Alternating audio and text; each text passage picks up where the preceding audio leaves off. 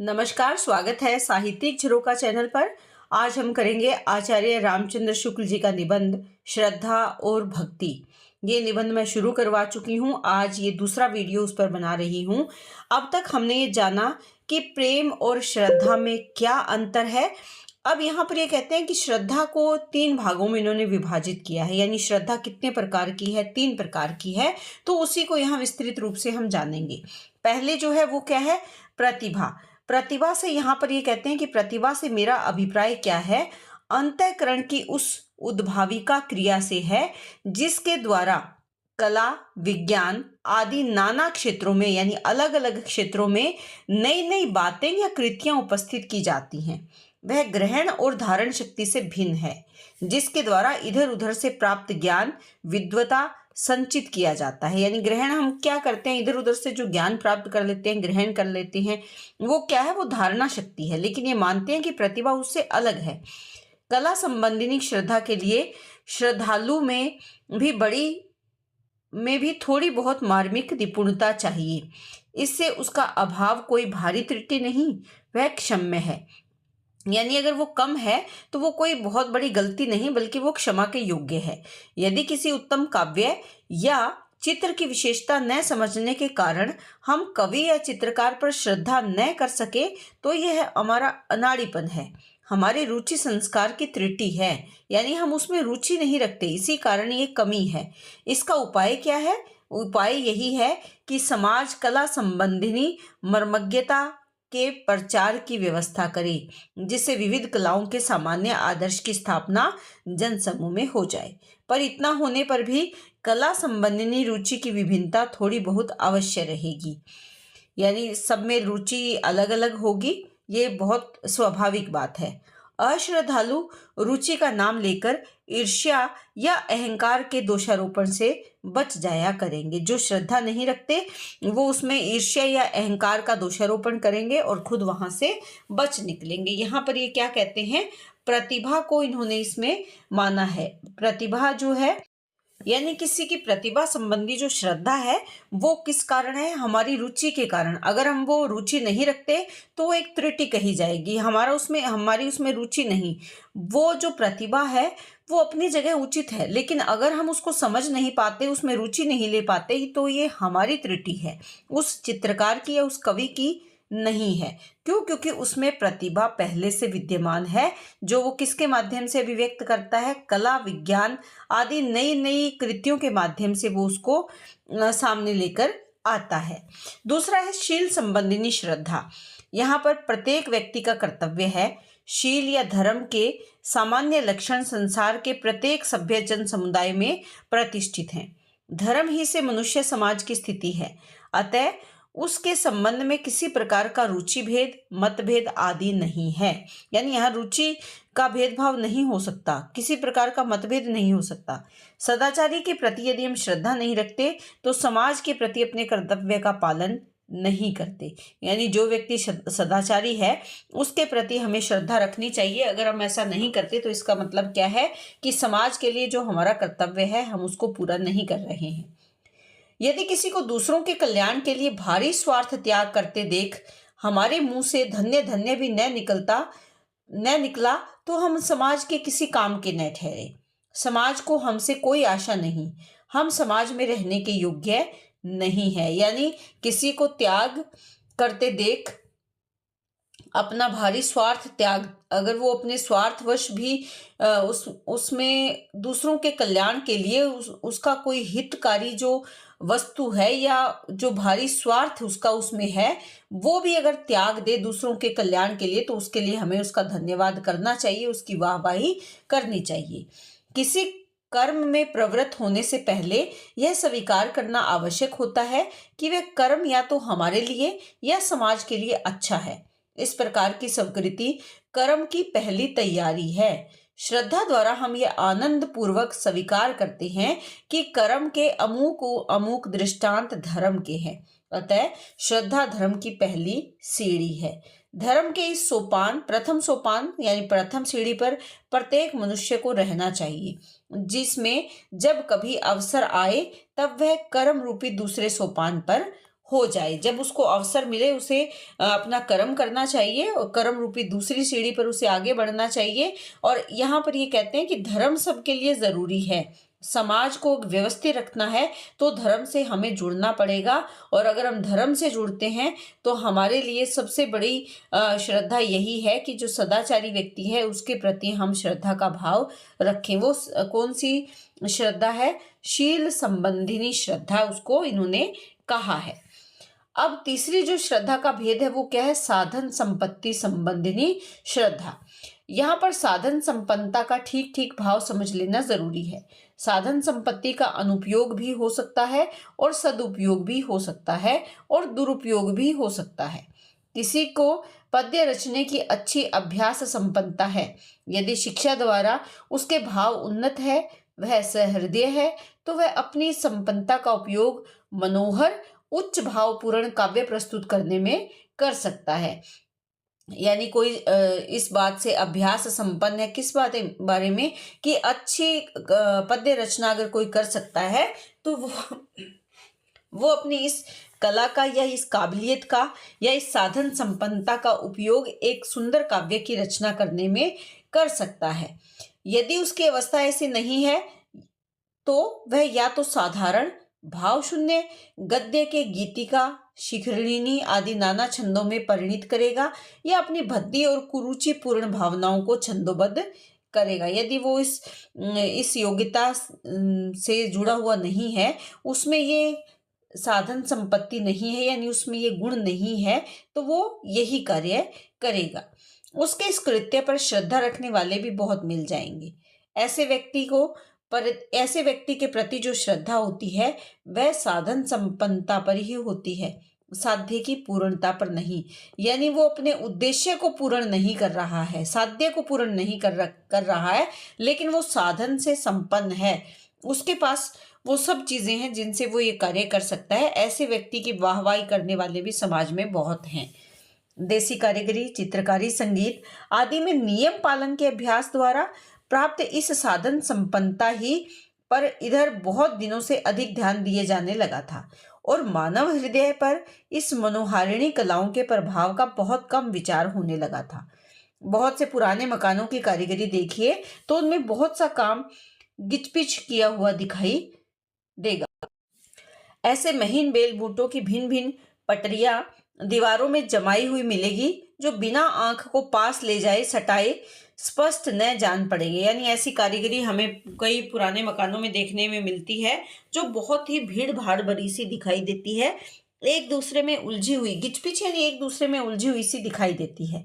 सारे मकान को एक बार में देखने से इन सबों का सम्मिलित प्रभाव दृष्टि और मन पर क्या पड़ेगा, इसका कुछ भी विचार बनाने वालों ने नहीं किया। यानी इसको सब जब एक नज़र से देखेंगे तो इसके बारे में क्या सोचेंगे, ये शायद बनाने वालों ने सोचा ही नहीं। यह स्पष्ट दिखाई पड़ेगा। ऐसे कामों में अभ्यास का तथा समय और श्रम व्यय का पूरा परिचय मिलता है। यानी प्रयास भी बहुत किया उन्होंने, उनका समय और मेहनत भी बहुत ज़्यादा लगी, पर विचार और सहृदयता पूर्वक उनके उपयोग का बहुत कम, यानी उस पर ये विचार ही नहीं किया कि इसको देखकर विचार क्या आएंगे, और सहृदयता पूर्वक जो उसका उपयोग है वो क्या सही है, क्या वो उपयोगी है हमारे लिए, ये समझने की बात है कि इमारत हाथ पर लेकर देखने की चीज़ नहीं, 10-5 हाथ दूर पर खड़े होकर देखने की चीज है। तो कहने का भाव क्या है कि उस कार्य को करने में कलाकार की मेहनत भी बहुत लगी, समय भी बहुत लगा और यहाँ पर पैसा भी बर्बाद हुआ। जबकि मकान एक या इमारत बहुत नज़दीक जाकर एक एक चीज़ को बारीकी से देखने की ये मानते कि वस्तु नहीं है, वो तो दूर से देखकर अगर वो सुंदर लगे तो वो उसकी वास्तविक सुंदरता इन्होंने मानी है। चित्रकारी की दशा भी इसी प्रकार की गई। राधा कृष्ण कदम्ब के नीचे खड़े हैं। कदम की एक एक पत्ती अलग अलग बारीकियों के साथ बनी दिखाई पड़ती है। राधा की चुनरी की एक एक बूटी बड़ी सावधानी और मेहनत के साथ बनाई गई है। देखने वालों को यह नहीं जान पड़ता कि वह कुछ दूर पर खड़ा होकर कदम और राधा कृष्ण को एक साथ देख रहा है, बल्कि यह जान पड़ता है कि कभी तो पत्तियां गिनने के लिए वह पेड़ पर चढ़ता है और कभी नमूना लेने के लिए चुनरी हाथ में लेता है। यानी वहां भी बहुत ज्यादा बारीकी है। ऐसी रचनाओं के प्रति यदि श्रद्धा प्रकट की जाएगी तो वह अभ्यास, श्रम और बारीकी अर्थात साधन संपन्नता के विचार से होगी। यानी अगर हम इस कार्य के प्रति श्रद्धा का भाव रखेंगे तो वो उसके अभ्यास, श्रम और बारीकी और उसका साधन संपन्नता के विचार से श्रद्धा हमारे भीतर प्रकट होगी। साध्य या उद्देश्य की पूर्णता अर्थात कला के विचार से नहीं, जिसका उद्देश्य मानव हृदय पर मधुर प्रभाव डालना है। वहां पर साधन संपन्नता ज्यादा दिखाई दे रही है, बल्कि वो उद्देश्य वहां पर पूर्ण नहीं हो रहा। तो ये कहने का भाव क्या है कि वहां इतना ज्यादा जो उसने तन मन धन से जो प्रयास किया, उसकी यहाँ पर आवश्यकता इनको नजर नहीं आती। संगीत के पेंच पांव देखकर भी हठयोग याद आता है। जिस समय कोई कलावंत पक्का गाना गाने के लिए 8 अंगुल मुंह फैलाता है और आ करके विकल होता है, उस समय बड़ों बड़े धीरों का धैर्य छूट जाता है। दिन दिन भर चुपचाप बैठे रहने वाले बड़े बड़े आलसियों का आसन डिग जाता है। जो संगीत नाद की मधुर गति द्वारा मन में माधुर्य का संचार करने के लिए था, वह इन पक्के लोगों के साथ में पढ़कर केवल स्वर ग्राम की लंबी चौड़ी कवायद हो गया।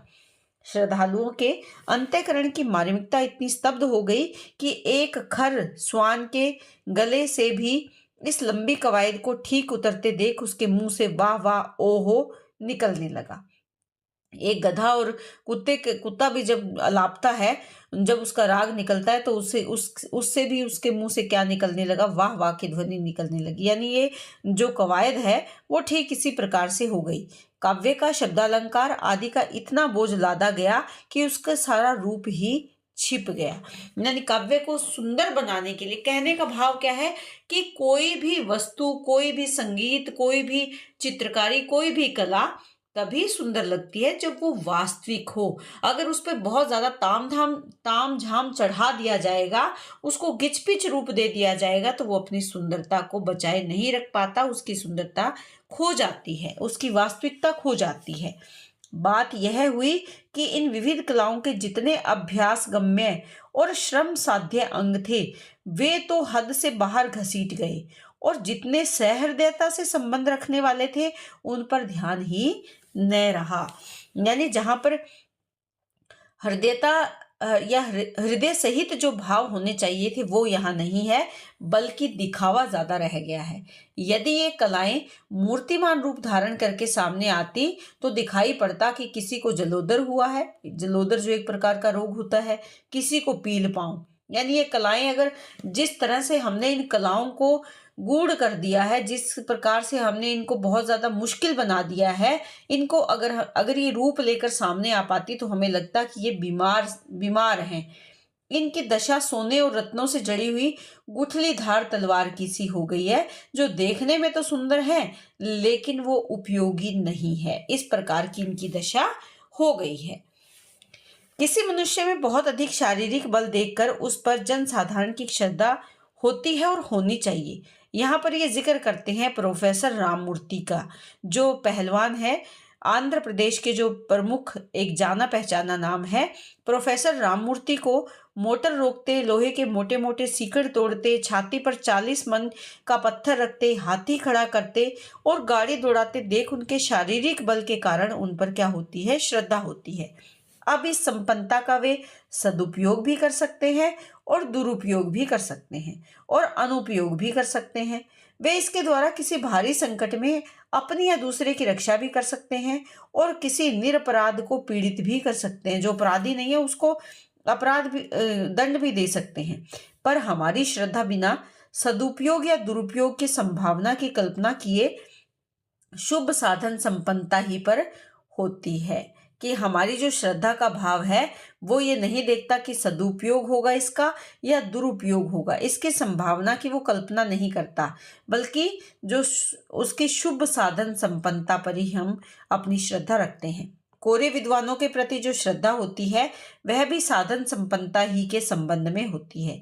उसके उपयोग की निपुणता या प्रतिमा पर निर्भर नहीं होती। यानी वो किस उपयोग में लिया जाएगा, किसके लिए वो उपयोगी है, हम इस बात पर गौर नहीं करते। विद्वता किसी विषय की बहुत सी बातों की जानकारी का नाम है। यानी विद्वता क्या है? बहुत सारे विषयों की जो जानकारी होती है उसको हम विद्वता कहते हैं, जिसका संचय बहुत कष्ट, श्रम और धारणा से होता है।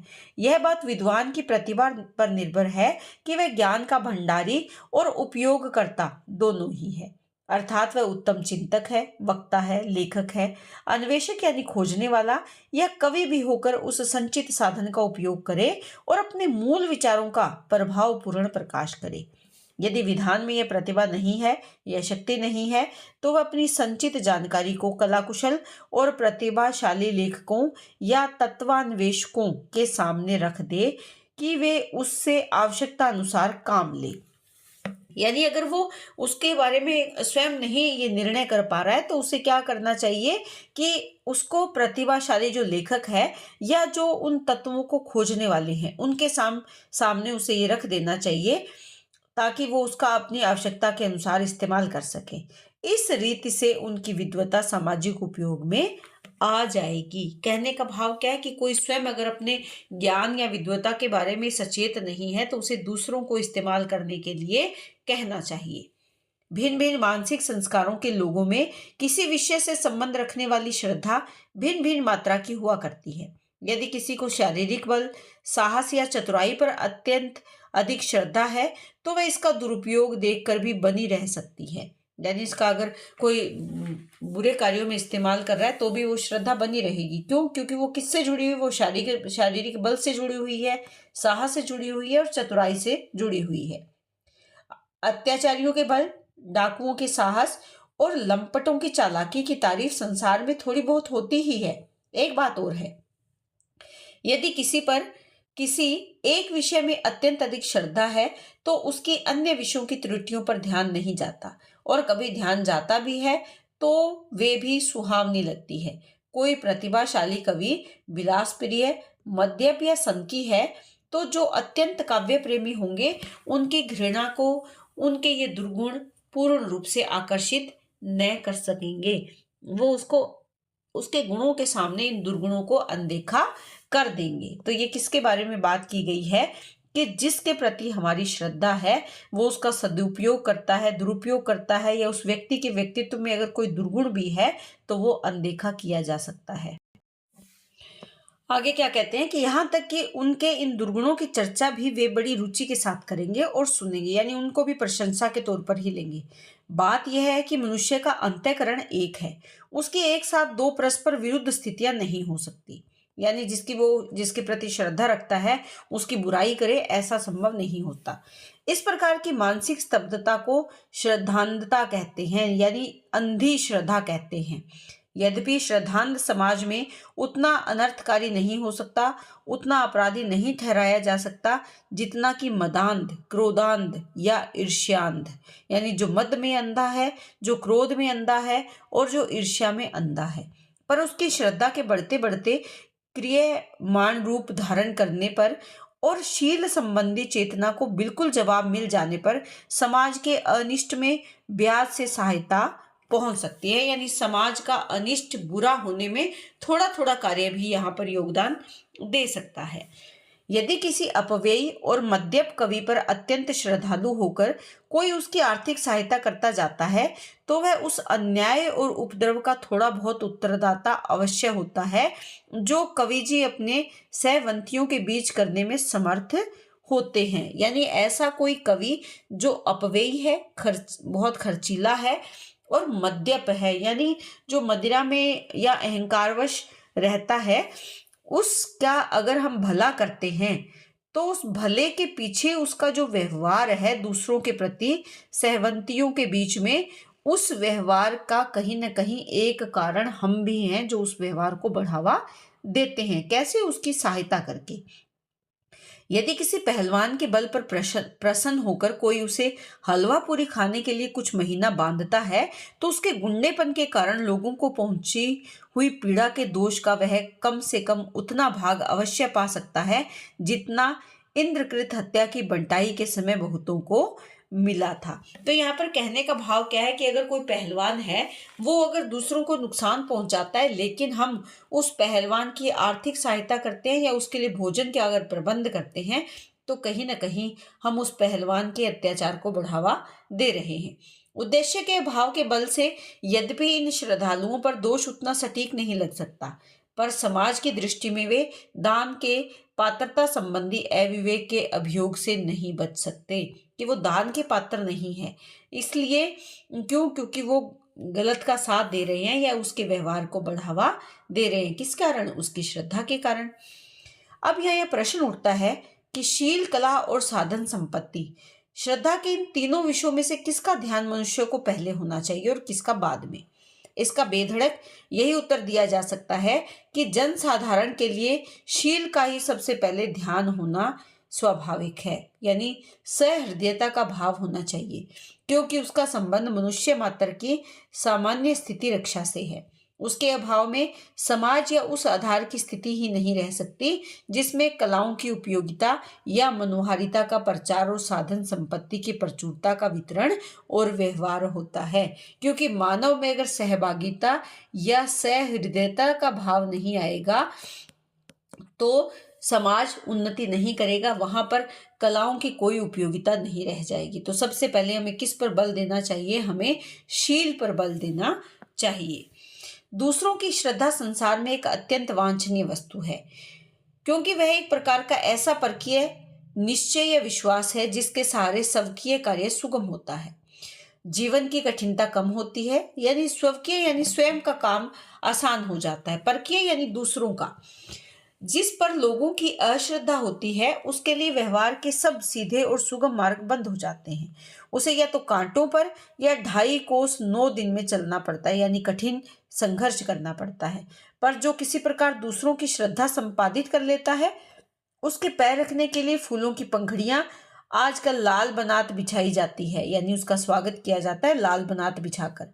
समाज में ये वस्तुएं सच्चे गुणियों और परोपकारियों के लिए है, पर इन्हें छीनने और चुराने की ताक में बहुत से चोर, चाई और लुटेरे रहते हैं जो इनके द्वारा स्वार्थ साधन करना या अपनी तुच्छ मानसिक वृत्तियों को तृप्त करना चाहते हैं। जो उनकी मानसिक इच्छाएं हैं उनको तृप्त करना चाहते हैं, पूर्ण करना चाहते हैं। इनसे समाज को हर घड़ी सावधान रहना चाहिए। इन्हें सामाजिक दंड देने के लिए उसे सदा सन्नद्ध रहना चाहिए। ये अनेक रूपों में दिखाई पड़ते हैं।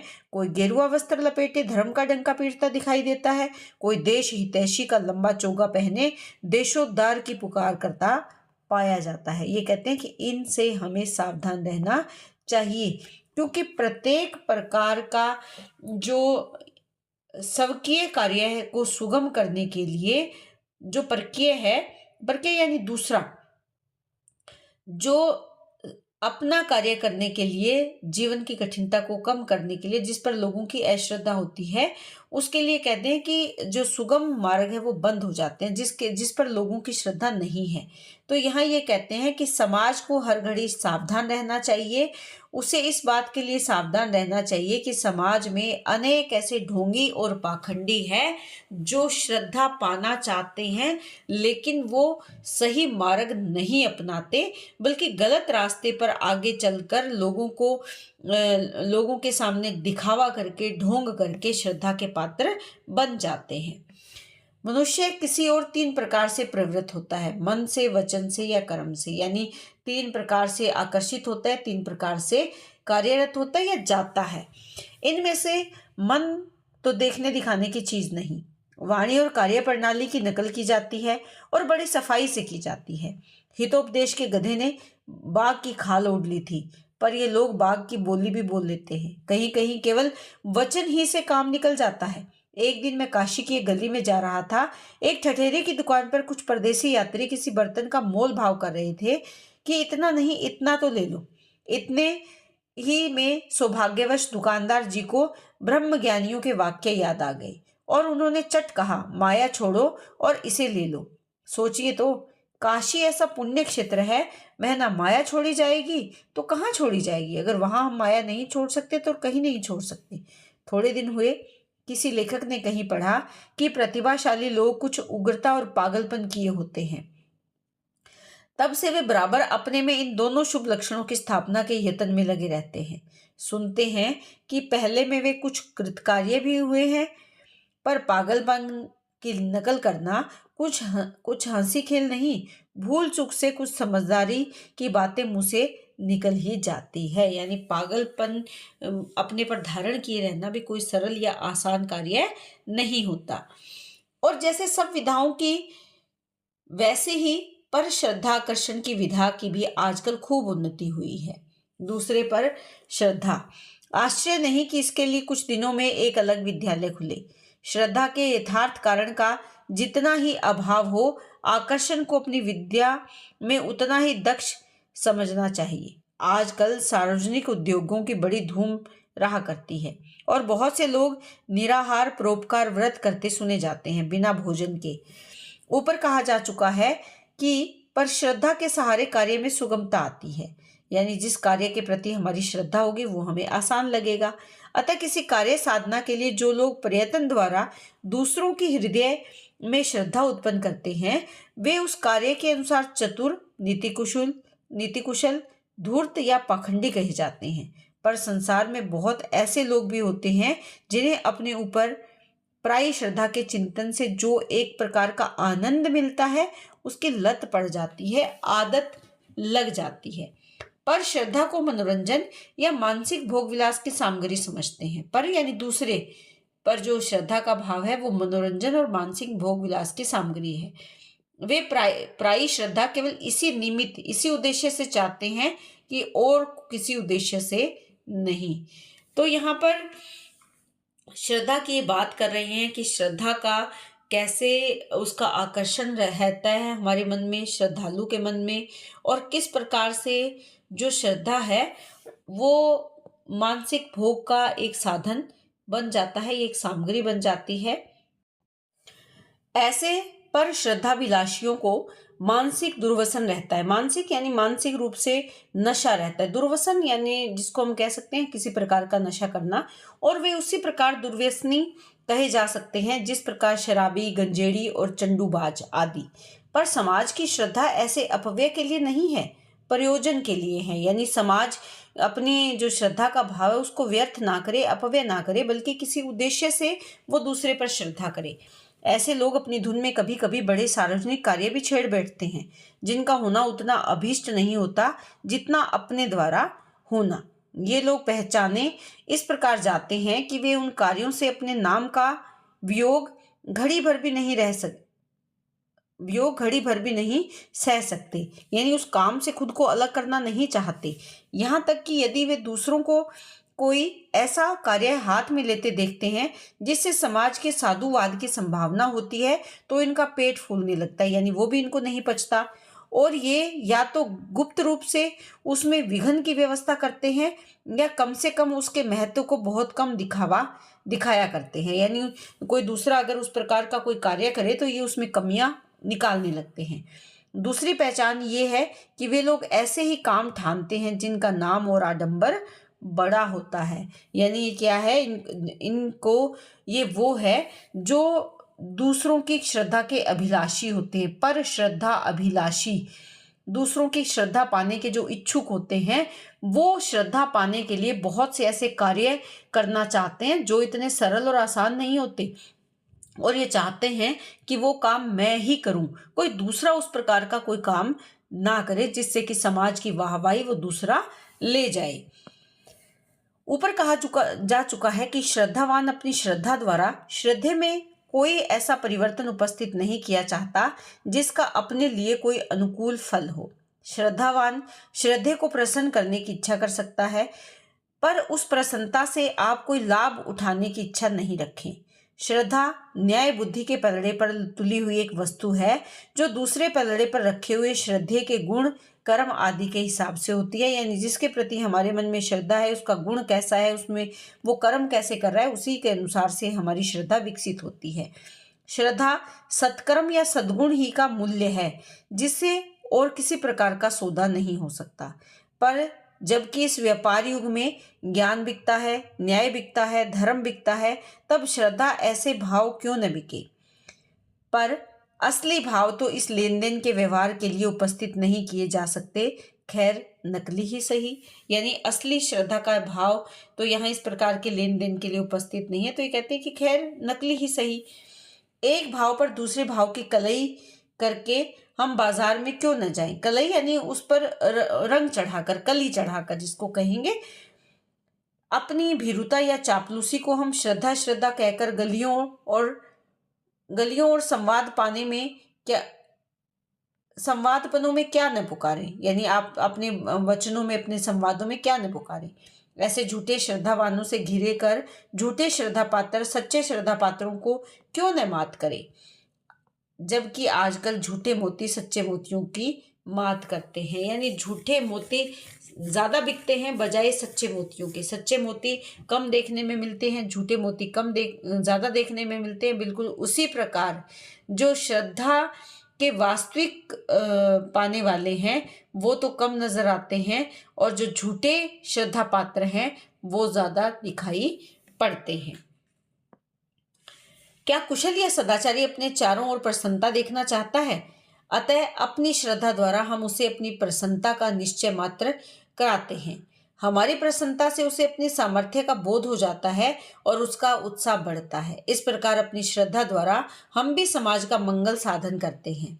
दूसरे, श्रद्धा का श्रद्धेय पर इतना ही प्रभाव पड़ना चाहिए, इससे ज्यादा नहीं। यदि हमारी श्रद्धा के कारण वह हमें किसी प्रकार का लाभ पहुंचाना चाहता है तो यह हमारी श्रद्धा को खुशामद जाता है और हमारा अपमान करता है। यानी वो श्रद्धा की खुशामद कर रहा है, उसकी चापलूसी कर रहा है। श्रद्धा में याचकता का भाव लेश मात्र भी नहीं है। यानी जो श्रद्धा का भाव है उसमें याचकता का भाव कहीं नहीं आता, दीनता का भाव कहीं नहीं आता। श्रद्धा द्वारा हम अपने हृदय का परिचय मात्र देते हैं, उसमें मार्मिकता या धर्म भाव है, सात्विक आचरण या प्रतिभा की कला से प्रसन्न होने की क्षमता है। यदि हमें किसी पर श्रद्धा है तो हमें उसके पास जाकर कहने की आवश्यकता नहीं कि महाराज मेरी ये श्रद्धा स्वीकार करो।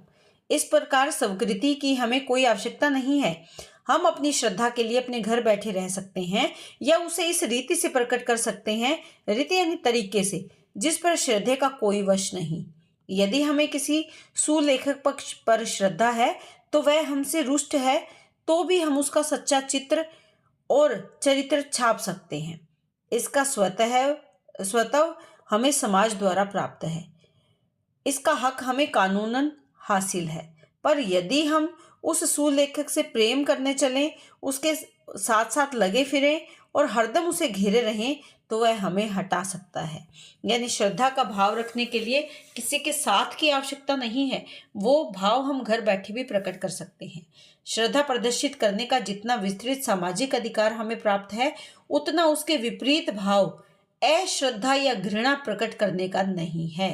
क्योंकि श्रद्धा यदि हमें भूल से या स्वार्थवश प्रकट की तो किसी को उतनी हानि नहीं, पर यदि घृणा भूल से या द्वेषवश यानी क्रोधवश, वैरवश प्रकट की तो व्यर्थ का असंतोष और दुख फैल सकता है। यानी अगर हम किसी से श्रद्धा रखते हैं, उसको अगर हम प्रकट करें या ना करें तो इतना फर्क नहीं पड़ता, उसको हम किसी भी तरीके से प्रकट कर सकते हैं, हम स्वतंत्र हैं।